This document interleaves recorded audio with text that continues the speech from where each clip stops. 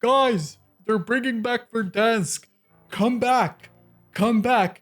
Exciting gameplay. Hey everyone, I'm Ramchi, and for those who don't know, Warzone is Call of Duty's free-to-play battle royale, and Verdansk, it was the original map that made the game a cultural phenomenon back in 2020. Now, Activision is bringing it back, but not because they care about the players. It's just nostalgia bait, a blatant, lazy attempt to get you to reinstall a game that you already uninstalled. And the worst part, it'll work for like a week. Nostalgia, an excessively sentimental yearning for a return to a past period. Nah. Let's fix that. A fleeting feeling that convinces a consumer to rebuy something they already bought before. There we go. That's the Activision way. If I had to sum up the re-release of Verdansk in a single sentence, it would be, it is Warzone, but with Omni movement. Does this actually excite you? It sure as hell doesn't excite me, and I'm way past getting jebaited by nostalgia. And I do say this is a guy who easily sunk 1,000 hours into Warzone. Numbers that drop dramatically with Warzone 2. That warm fuzzy feeling of, man, I miss old Warzone, will disappear the second you loan in. Maybe you and the boys will have a nostalgic run for a day. Maybe two, if you're lucky. But then reality will quickly hit back. Your squad has lives now.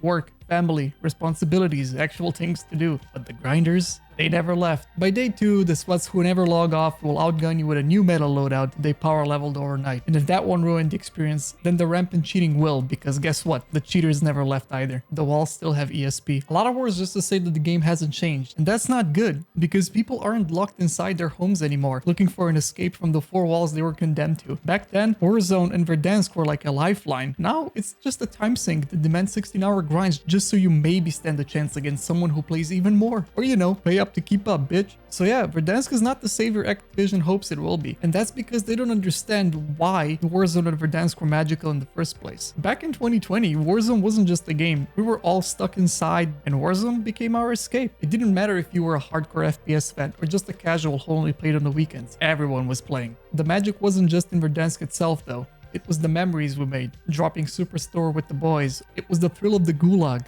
the fun proximity chat interactions, the chaos of late night quads where everyone was slightly too drunk to be effective. And most importantly, a Warzone win meant something. The stakes were high and every fight had weight. You didn't have infinite second chances. There were no constant gulag tokens, no endless buybacks. If you survived, you outplayed everyone else. Period. That's what made Warzone special. Not the map, not the guns, and not the mechanics. Now, the game feels more like a team deathmatch where you get revived more times than a Marvel character. And a copy-pasted Verdansk won't bring back those highs when the problems that played it are still here today. But then again, it doesn't really matter, does it? Activision and other game companies have perfected the art of selling familiarity as innovation. Slap on a new coat of paint, add a movement gimmick, and boom, market it like a brand new experience. Even though the experience will be a million minutes spent reloading shaders, half a day spent downloading the bloated package that are Call of Duty games nowadays, and most of us probably won't even be able to run the game at 100 FPS at a minimum settings. The reality is, this is 5-year-old content repackaged at full or even inflated prices. And just like every remaster, every definitive edition, every reloaded update that promises to bring back the magic while conveniently forgetting to address why the magic disappeared in the first place. And this problem isn't exclusive just to Call of Duty. Remember Battlefield 2042? The franchise's return to form that collapsed within months? They added a few old maps and expected players to forget the game launched half-baked. Or maybe Halo Infinite promised a classic Halo experience. Instead, it had no content at launch, and by the time it added basic features like gaining XP, no one gave a fuck. Verdansk isn't back because Activision wants to give you something new.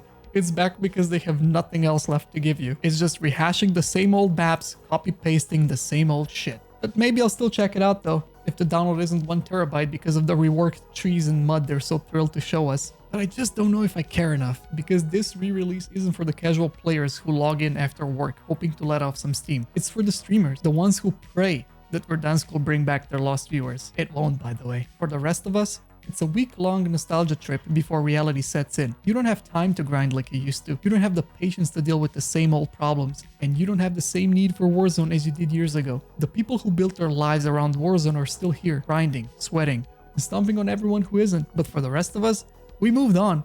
And we're not coming back just because they slapped a fresh label on an old memory. Nostalgia is a hell of a drug. It tricks you into thinking that what you miss is the game itself. But what you actually miss is the time in your life when it felt special. Even Activision can't polish this turd, but they sure as hell can repackage it. You might be able to recapture the nostalgia for a moment, but soon you'll realize that you're just doing the same thing on a new old map.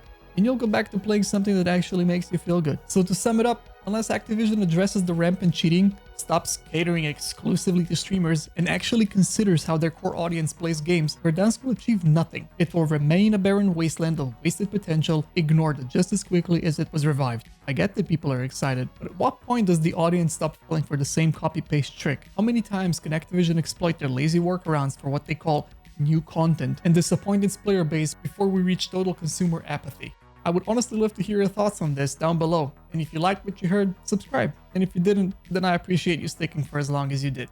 See you in the next one.